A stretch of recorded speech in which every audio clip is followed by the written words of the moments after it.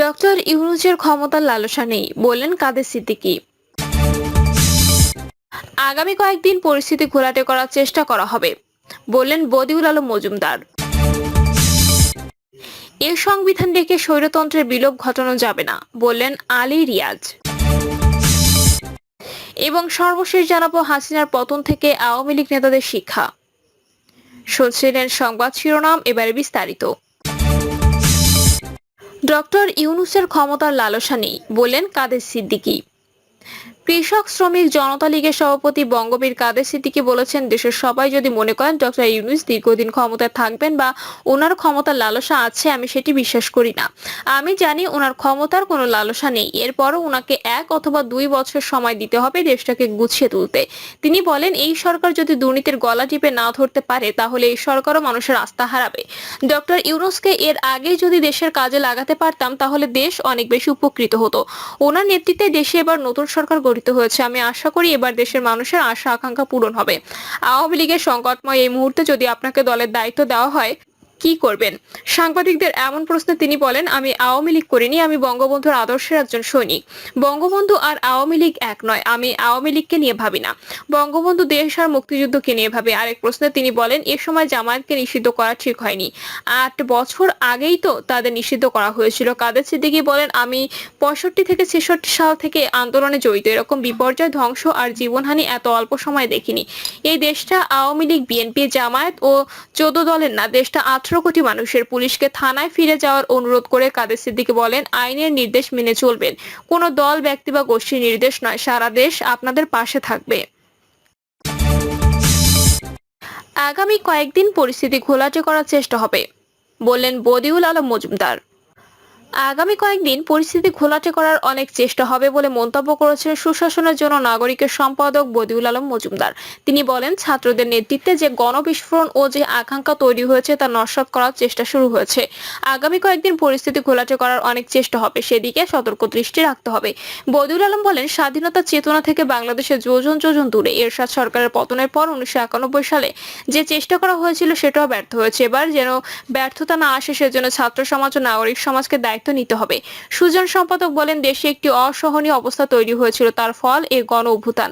অন্তর্বর্তীকালীন সরকার এসেছে ক্রান্তিকালীন সরকার হিসেবে এই অবস্থা থেকেই পরিত্রাণ দেওয়ার জন্য। একই সঙ্গে ছাত্র রাজনীতি বন্ধ করা যাবে না, লেজুর ভিত্তিক ছাত্র রাজনীতিটা বন্ধ করতে হবে। তিনি বলেন, আমি ব্যক্তিগতভাবে এই আন্দোলন থেকে 2টি বার্তা পেয়েছি। প্রথমত, যারা অন্যায় করেছেন, মানবতা বিরোধী অপরাধ করেছেন, তদন্তের মাধ্যমে তাদের শাস্তির আওতায় আনতে হবে। দ্বিতীয়ত, আগের সেই অবস্থার যাতে পুনরাবৃত্তি না হয় সেই জন্য সুদূর প্রসারী সংস্কার করতে হবে, সাংবিধানিক ও প্রাতিষ্ঠানিক সংস্কার করতে হবে, এগুলো সময় সাপেক্ষ, জরুরি। বদিউল আলম মজুমদার আরো বলেন, এই সংস্কারের জন্য রাজনৈতিক স্থায়ী বন্দোবস্ত প্রয়োজন। কিছু সংস্কার অবশ্য পরবর্তী সময়ে করতে হবে, যারা নির্বাচনের মাধ্যমে ক্ষমতায় আসবেন তারা সেটা করবেন। রাজনৈতিক দলগুলোর সঙ্গে আলোচনার মাধ্যমে একটি চুক্তিতে পৌঁছাতে হবে যাতে একটি জাতীয় সনদ তৈরি করা যায়। এর সংবিধান রেখে স্বৈরতন্ত্রের বিলোপ ঘটানো যাবে না, বললেন আলী রিয়াজ। বাংলাদেশের বিদ্যমান সংবিধান পরিবর্তন খুবই প্রয়োজন বলে মন্তব্য করেছেন যুক্তরাষ্ট্রের ইলিয়ন স্টেট ইউনিভার্সিটির অধ্যাপক আলী রিয়াজ। তিনি বলেন, বর্তমানে যে সংবিধান তা রেখে জবাবদিহিমূলক কাঠামো তৈরি করা সম্ভব নয়। এর সংবিধানে স্বৈরতন্ত্রের বীজ বপন করা আছে। সংবিধান রেখে চিরস্থায়ীভাবে স্বৈরতন্ত্রের বিলোপ ঘটানো সম্ভব নয়। সদ্য সাবেক প্রধানমন্ত্রী শেখ হাসিনার বিরুদ্ধে মানবতার বিরুদ্ধে অপরাধের অভিযোগে সরকারের মামলা করা উচিত মন্তব্য করে অধ্যাপক আলী রিয়াজ বলেন, প্রয়োজনে আন্তর্জাতিক অপরাধ আদালতে যাওয়া যেতে পারে। যারা হত্যার নির্দেশ দিয়েছেন, যেমন আওয়ামী লীগের সাধারণ সম্পাদক ওবায়দুল কাদের, সাবেক স্বরাষ্ট্রমন্ত্রী আসাদুজ্জামান খান কামাল, সাবেক আইনমন্ত্রী আনিসুল হক, তাদের বিরুদ্ধে ব্যবস্থা নেওয়া জরুরি। তিনি বলেন, জন আকাঙ্ক্ষার মধ্য দিয়ে অন্তর্বর্তীকালীন এ সরকার গঠিত হয়েছে। 2টি আকাঙ্ক্ষা রয়েছে, তার একটি হলো এ সরকার দ্রুত একটি নির্বাচনের মাধ্যমে ক্ষমতা হস্তান্তর করবে, অন্যটি হলো বড় রকমের পরিবর্তন আনতে হবে। সামগ্রিক কাঠামোগত পরিবর্তন প্রয়োজন। যারা সরকারে আছেন তারা বলুন এ 2টি স্বপ্নের মধ্যে তারা কি করতে চান। অধ্যাপক আলী রিয়াজ আরো বলেন, রাজনৈতিক দলগুলোকে জন আকাঙ্ক্ষা ধারণ করতে হবে। 15 বছরে যে জঞ্জাল তৈরি হয়েছে তা কাঠামো ভেঙে পড়েছে, তা আবারও সমুন্নত করা জরুরি। আমি প্রশ্ন রাখতে চাই, পুনর্গঠন করতে তাড়াহুড়ো কেন? আপনারা কি দেশ বদলাতে চান না? BRAC institute of governance and ডেভেলপমেন্টের research fellow Mirza M Hasan বলেন, প্রাতিষ্ঠানিক সংস্কারগুলো যে দাবি করা হচ্ছে সেগুলো তিনি 2007-8 সালে তৈরি করা হয়েছে। পরবর্তী সময় অনেক কিছু ধুয়ে মুছে ফেলা হয়। এখন এমন কিছু করতে হবে যেন রাষ্ট্র ও সমাজের সম্পর্ক নতুন করে দাঁড়াতে পারে। গণতন্ত্র নিয়ে নতুন করে চিন্তা করতে হবে। সাবেক তত্ত্বাবধায়ক সরকারের প্রধান উপদেষ্টার বিশেষ সহকারী মোহাম্মদ তামিম বলেন, অন্তর্বর্তী সরকারের আকাঙ্ক্ষা বাস্তবায়নের ক্ষেত্রে বড় চ্যালেঞ্জ আসতে পারে রাজনৈতিক দল থেকে। রাজনৈতিক কর্তৃত্বের জন্য যেসব ব্যবস্থা আছে সেগুলো তারা সহজে পরিবর্তন করতে চান না। 1991 2007-8 সালেও এ ধরনের প্রত্যাশা তৈরি হয়েছিল, কিন্তু পরিবর্তন আসেনি। এর অন্যতম প্রধান কারণ বিচারহীনতা। অপরাধীদের বিচার করা যায়নি। হাসিনার পতন থেকে আওয়ামী লীগ নেতাদের শিক্ষা।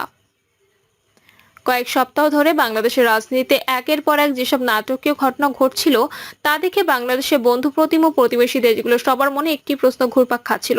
সেটি হলো, বাংলাদেশের ইতিহাসে সবচেয়ে দীর্ঘ সময় প্রধানমন্ত্রী হিসেবে দায়িত্ব পালন করে শেখ হাসিনা অতীতে যেভাবে সংকটগুলো কাটিয়ে উঠতে পেরেছিলেন, এবারও কি তা পারবেন?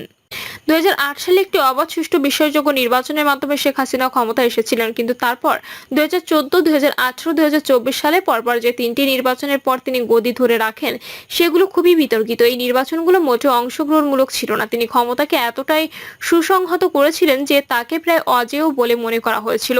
কিন্তু কয়েকদিন ধরে চলা নাটকীয় ঘটনা প্রবাহে একটি প্রচন্ড মর্মান্তিক মোচড় যোগ হয়। হাসিনা আকস্মিকভাবে পদত্যাগ করে তার 15 বছর শাসনামলের অবসান ঘটান। অল্প কয়েকদিন আগে শান্তিপূর্ণভাবে যে ছাত্র বিক্ষোভের সূচনা হয়েছিল তা দ্রুত একটি দেশব্যাপী আন্দোলনে রূপান্তরিত হয়। এই আন্দোলনে ছাত্রছাত্রীদের সঙ্গে সাধারণ মানুষ যুক্ত হয়ে পড়ে, যা হাসিনার ক্রমবর্ধমান স্বৈরাচারী শাসনের প্রতি মানুষের গভীর অসন্তোষ প্রকাশ করে দেয়। একই সঙ্গে তিনি দেশ বিদেশে যে অর্থনৈতিক উন্নয়ন ও সাফল্যের জন্য প্রশংসিত হয়েছিলেন, সেই উন্নয়নকে ম্লান করে দেওয়া লাগামহীন দুর্নীতি, স্বজনপ্রীতি ও উচ্ছৃঙ্খলতার নগ্ন চেহারা এই বিক্ষোভের মাধ্যমে বেরিয়ে এসেছে। অপ্রত্যাশিত ঘটনার মোচড় আমাদের আবারও মনে করিয়ে দিচ্ছে, গণতান্ত্রিক মূল্যবোধ এবং নাগরিক স্বাধীনতার অবক্ষয় ঘটিয়ে শুধু অর্থনৈতিক উন্নয়ন দিয়ে একজন নেতা তার জনপ্রিয়তা ধরে রাখতে পারেন না। হাসিনার মেয়াদকালে বাংলাদেশ উল্লেখযোগ্য অর্থনৈতিক অগ্রগতি অর্জন করেছে। তার নেতৃত্বে বাংলাদেশ বিশ্বের অন্যতম দরিদ্র দেশ থেকে এই অঞ্চলের সবচেয়ে দ্রুত বর্ধনশীল অর্থনীতিতে রূপান্তরিত হয়েছে। এমনকি অর্থনৈতিক গতির দিক থেকে তার সবচেয়ে বড় প্রতিবেশী ভারতকেও ছাড়িয়ে গেছে। হাসিনার মেয়াদকালে দেশটির মাথাপিছু আয় 1 দশকে 3 গুণ বেড়েছে। বিশ্বব্যাংকের অনুমান, গত 20 বছরে দেশটির 2.5 কোটির বেশি মানুষ দারিদ্র্য থেকে বেরিয়ে এসেছে। হাসিনা সরকার দেশীয় তহবিল, ঋণ এবং উন্নয়ন সহায়তা সমন্বয়ে $2900 কোটি ব্যয়ে পদ্মা সেতুর মতো অনেক উচ্চাভিলাষী অবকাঠামো প্রকল্প বাস্তবায়ন করেছে।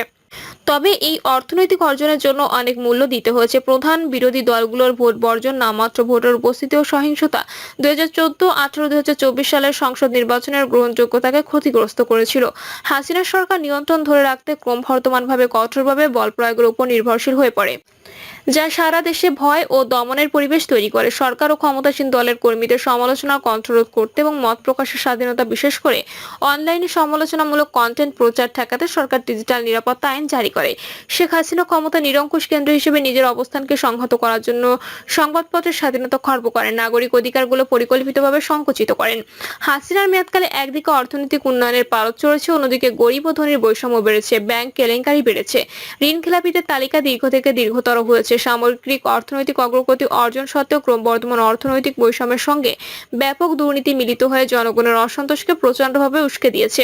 সাম্প্রতিক যে ছাত্র আন্দোলন শেষ পর্যন্ত হাসিনাকে পতনের দিকে নিয়ে গেল, তার শুরুটা হয়েছিল সরকারি চাকরিতে কোটা বাতিলের একটি সাধারণ দাবি থেকে। কোটা আন্দোলনের শুরুটা খুব শান্তিপূর্ণভাবে হয়েছিল ঢাকা বিশ্ববিদ্যালয় থেকে। সেখান থেকে সেটি অন্যান্য অভিজাত বেসরকারি শিক্ষা প্রতিষ্ঠানে ছড়িয়ে পড়ে এবং তারপর তাদের সারা দেশের সাধারণ জনগণ জড়িয়ে পড়েন। পরিস্থিতি উত্তপ্ত হয়ে ওঠে তখন, যখন আওয়ামী লীগের ছাত্র সংগঠনে বাংলাদেশ ছাত্রলীগের সদস্যরা বিক্ষোভকারীদের উপর হামলা শুরু করেন। এটি একটি অরাজনৈতিক আন্দোলনকে বৃহত্তর বিদ্রোহে রূপান্তরিত করে। এই বিদ্রোহ মোকাবিলায় হাসিনার নেওয়া সব প্রতিরোধ ব্যর্থ হতে থাকে। গত মাসের শেষের দিকে ছাত্রদের দমন করতে পুলিশ ও আধা সামরিক বাহিনী মোতায়েন করার সিদ্ধান্ত হিতে বিপরীত হয়ে দাঁড়ায়। এটি ব্যাপক সংখ্যক জনগণের ক্ষোভকে প্রজ্বলিত করে। দেখামাত্র গুলির আদেশ সহ কঠোর কারফিউ জারি আন্দোলনকে আরো শক্তিশালী করেছিল। শেখ হাসিনা বিক্ষোভকারীদের রাজাকার হিসেবে তকমা দেওয়ায় তাদের উত্তেজনা আরো বাড়িয়ে দেয়। বিক্ষোভের গতি বেড়ে যাওয়ার সঙ্গে সঙ্গে শিক্ষার্থীরা, তাদের অভিভাবক, শিক্ষক, সাংস্কৃতিক কর্মী সহ সমাজের বিভিন্ন অংশে সমর্থন পেয়ে যান। আন্দোলনটি যে দাবি নিয়ে শুরু হয়েছিল সেটি শেষ পর্যন্ত হাসিনার পদত্যাগের দাবি হয়ে ওঠে। একটি ন্যায়োচিত ও মহিমান্বিত আসন থেকে শেখ হাসিনার আকস্মিক পতন সেই সব নেতার জন্য একটি হুঁশিয়ারিমূলক দৃষ্টান্ত হতে পারে, যারা গণতান্ত্রিক মূল্যবোধ ও নাগরিক স্বাধীনতার চেয়ে অর্থনৈতিক উন্নয়নকে অগ্রাধিকার দিয়ে থাকেন। হাসিনার পূর্বসূরি স্বৈরাচার এরশাদ গদিচ্যুত হয়ে পালাননি, কিন্তু হাসিনাকে দেশ ছেড়ে পালিয়ে যেতে হয়েছে। এটি বাংলাদেশের রাজনৈতিক পটভূমিতে একটি উল্লেখযোগ্য পরিবর্তন। কুখ্যাত স্বৈরশাসকের মতো অজ্ঞাত স্থান থেকে হেলিকপ্টারে চড়ে পলায়ন এবং তার সরকারি বাসভবনে ঢুকে উন্মত্ত জনতার লুটপাট বিভিন্ন সিনেমা দৃশ্যের কথা মনে করিয়ে দেয়। শেখ হাসিনার পতন শুধু বাংলাদেশ নয়, সারা বিশ্বের জন্য যে বার্তা দেয় তা হলো আর্থসামাজিক অগ্রগতি এবং গণতান্ত্রিক মূল্যবোধের সূক্ষ্ম ভারসাম্য থাকতে হবে। প্রিয় দর্শক, এই ছিল এখনকার সর্বশেষ সংবাদ। আপডেট সব সংবাদ পেতে চ্যানেলটি সাবস্ক্রাইব করে বেল আইকনটি ক্লিক করে রাখুন।